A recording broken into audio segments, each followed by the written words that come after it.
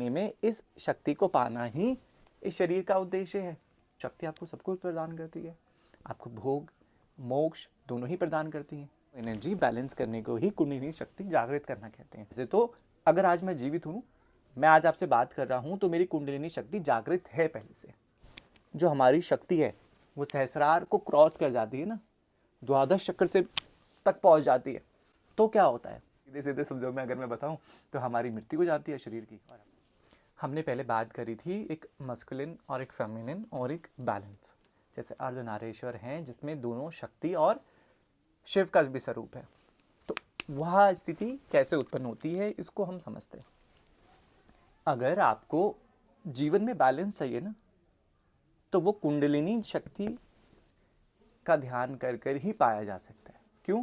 क्योंकि जब हम अपनी कुंडलिनी को बैलेंस करते हैं ना, मतलब बैलेंस करने का मतलब क्या होता है, जो हमारे पुरुष तत्व हैं और जो फीमेल तत्व हैं, मतलब जो फीमेल एनर्जी है और मेल एनर्जी है ना, तो क्या होता है, जो मेल्स होते हैं उनमें मेल एनर्जी डोमिनेंट होती है, ठीक है, और फीमेल में फीमेल एनर्जी डोमिनेंट होती है।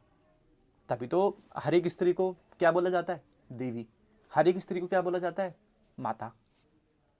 संबोधन किस प्रकार से किया जाता है उनका, माँ और देवी के माध्यम से किया जाता है। जो होता है कि अगर हम इस मार्ग में आगे बढ़ रहे हैं, अगर हमने नाम जाप कर लिया, हमें नाम जाप करते हुए काफ़ी समय हो गया, तो अब क्या स्थिति होगी कि हमें मन करेगा कि हमारी ये शक्तियाँ बैलेंस हों, क्योंकि हमारे अंदर तो दोनों है ना, फीमेल और मेल एनर्जी दोनों है। फिर आज डोमिनेंट मेल एनर्जी है, तो मेरे को उस डोमिनेंट को नीचे लेके आना है। क्यों? क्योंकि मेरे को अपनी फेमिनिन एनर्जी को और ऊपर लेके जाना है। उससे क्या होगा, ये बैलेंस क्रिएट होगा। और जो ये बैलेंस क्रिएट होता है अलग अलग चक्रों में, जब हमारे मूलाधार से उठकर जो हमारी शक्ति है वो सहस्रार को क्रॉस कर जाती है ना, द्वादश चक्र से तक पहुंच जाती है, तो क्या होता है, हमारी कुंडलिनी शक्ति जागृत हो जाती है। जागृत हो जाती है तो क्या होता है, हमारी फिर हम उस परम शक्ति को प्राप्त कर लेते हैं और हम इस शरीर को छोड़ देते हैं। सीधे सीधे समझो मैं अगर मैं बताऊं तो हमारी मृत्यु हो जाती है शरीर की, और हमारी आत्मा उस परम शक्ति तक पहुंच जाती है। तो ऐसा क्या करें कि हम, मतलब शरीर पंच महाभूत का है, जब मिला है तो इसका हमें उपयोग भी तो करना है। एक बात सुनो, अब एक चीज़ बिल्कुल ध्यान से देखो, ये है मार्कर, है ना, ये वाइट बोर्ड में मैं अगर हाथ से लिखूं तो नहीं लिख सकता ना, ये नहीं लिख सकता ना, नहीं लिखा जा रहा है। पर ये देखो मेरे पास मार्कर है, मेरे को पता है इसका उपयोग है, तो ये मैं लिख रहा हूँ।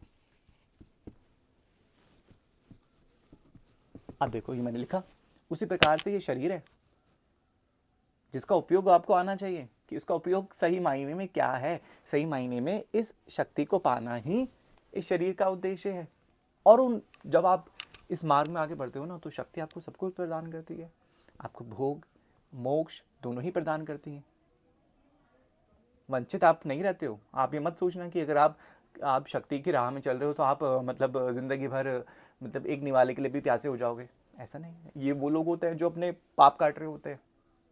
ये वो लोग होते हैं जिन्होंने हजारों जन्म में कितने पाप किए और आज यहाँ भुगत के शक्ति का नाम ले लिया, और तब जब उनके पाप करते हैं ना तो वो बहुत परेशान हो जाते हैं कि हमें तो शक्ति का नाम लेने के बाद भी एक निवाला नसीब नहीं हो रहा है। तो ये वो लोग हैं।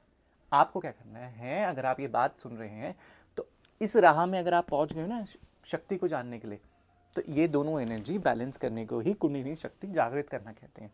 वैसे तो अगर आज मैं जीवित हूँ, मैं आज आपसे बात कर रहा हूँ, तो मेरी कुंडलिनी शक्ति जागृत है पहले से। क्योंकि जब हम जन्म लेते हैं ना, तो हमारा जन्म उस शक्ति के जागरण के कारण ही होता है। मेरे पंच महाभूत का जो शरीर बना है वो तभी बना है क्योंकि शक्ति का एक भाग से मैं ये शरीर में आया, इस बॉडी में आया, ठीक है। अब बॉडी में आ गया तो लोग बार बार ऐसे क्यों कहते हैं कि अपनी कुंडलिनी शक्ति जगाइए, ये क्लास कीजिए, इतने सेशन कीजिए, और ये पैसे हैं उसके, अभी शक्ति जगा लीजिए और आपको ऐसा अनुभव होगा। तो ऐसा लोग क्यों कहते हैं फिर जब ऑलरेडी जागृत है? क्यों? हमारी शक्ति के भी दो भाग होते हैं ना, जैसे मैस्कुलिन और फेमिनिन है, ऐसी हमारी कुंडलिनी शक्ति के भी दो द्वार होते हैं। एक द्वार से तो हम लोग जीवित होते हैं, मतलब हम जीवन में जब आते हैं। दूसरा द्वार हमारा वो होता है जिसके माध्यम से हम उठकर इस शक्ति तक, मतलब अपने सहस्रार चक्र से भी आगे निकल जाते हैं। मतलब अभी तो कई सारे लोग सहस्रार चक्र की बात करते हैं, पर वैसे तो हमारे शरीर में अनेकों चक्र होते हैं, पर 12 उनमें से मूल चक्र बताए गए हैं हमारे शास्त्रों में। तो द्वादश चक्र में जब हम पहुंचते हैं तो वहाँ परम शक्ति होती है उस चक्र में। तो हमारा कार्य होता है जो सोई हुई कुंडलिनी शक्ति है उसको जागृत करना। जब हम अनेकों पड़ाव से, अनेकों चक्रों से होके गुजरते हैं ना, तो हम इन दोनों एनर्जी को ही बैलेंस करने में ध्यान देते हैं, और उसी को, चक्र को, उस पूरी प्रक्रिया को कुंडलिनी बैलेंसिंग भी बोला जाता है और कुंडलिनी जागरण भी बोला जाता है। ये ऐसा नहीं कि आप एक दिन में मुंह धोया और चल दिए बिल्कुल टिप टॉप बन के तैयार होके और कुंडलिनी जागृत हो गई हमारी, ऐसा नहीं है। हज़ारों वर्ष की तपस्या है, हज़ारों वर्ष का ज्ञान है, और गुरु के बिना असंभव है। जो लोग ये सब कर रहे हैं ना बिना गुरु की कुंडलिनी जागृत करने का प्रयास, वो इनसे मात खा जाएंगे। क्यों? क्योंकि आपकी जो ऊर्जा है ना, उनको नियंत्रण में जो कर सकते हैं वो आपकी गुरु ही है।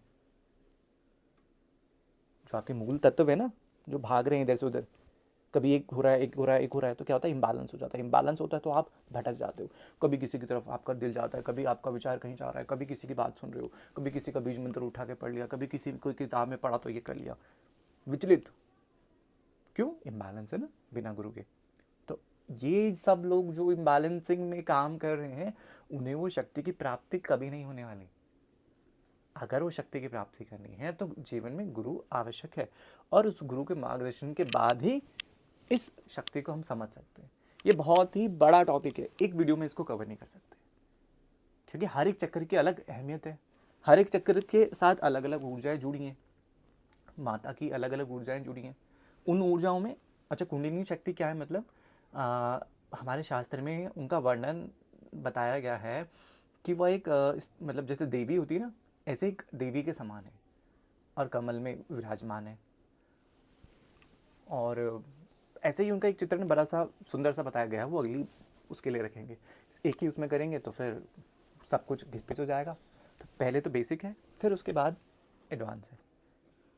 जैसे आपने, जैसे एक टॉपिक में था कि आपने माँ काली के माध्यम से काली तक पहुँचे ना, तो ऐसे ही इन सब बेसिक के माध्यम से आप उस एडवांस टॉपिक तक पहुँचोगे। और एडवांस टॉपिक ऐसे नहीं बताए जाते, वो इस तरीके से बताए जाते हैं जो इनको समझ ले। पता लगा किसी ने एडवांस टॉपिक पहले कर लिया, बेस उसका बिल्कुल ज़ीरो, क्या होगा उसके साथ? वो नीचे गिर जाएगा ना एकदम से। आप ये सोचो, जैसे आपके घर में 4 मंजिल मकान है, कूद मारोगे क्या होगा? वहीं मृत्यु हो जाएगी। पर आपके घर में सीढ़ी है, लिफ्ट है, तो आप धीरे धीरे करके एक एक फ्लोर नीचे उतरोगे, क्या होगा? तसल्ली से एकदम बढ़िया करके पूरे कहीं बिना चोट के आप पहुंच जाओगे ना। तो ऐसा ही है, एडवांस और बिगिनर में फ़र्क, ये आपको जानना बहुत ज़्यादा ज़रूरी है। जब हम ये कुंडलिनी शक्ति को जागृत करते हैं तो हमारे पास अलग अलग मंत्र होते हैं, ठीक है? तो ये मंत्रों के माध्यम से भी होता है, ठीक है? जो लोग नाम जाप करते हैं उनकी भी